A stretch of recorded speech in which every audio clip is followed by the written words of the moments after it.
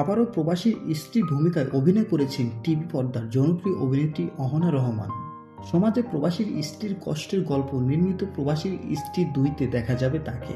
গত সেপ্টেম্বর অহনা অভিনীত প্রবাসীর স্ত্রী দর্শকপ্রিয়তা পেলেও আবারও এই নাটকের সিকুয়েলস তৈরির পরিকল্পনা করা হয়। জিয়াউদ্দিন আলমের পরিচালনায় নাটকটির দ্বিতীয় কিস্তির কাজ শেষ হয়েছে। নির্মাতা জিয়াউল জানান, প্রবাসীর স্ত্রী 2-তে প্রবাসী এক স্বামীর নেরু চরিত্রে অভিনয় করেছে অহনা।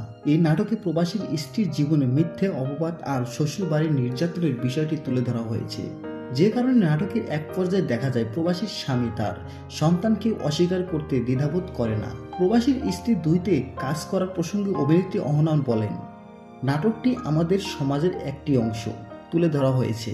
প্রথম কিস্তির নাটক দর্শকপ্রিয়তা পাওয়ার সবাই চাইছিল এর সিকুয়েন্স হোক, তাই দর্শকদের আর অপেক্ষা না রেখে আবারও নাটকটি অভিনয় করলাম।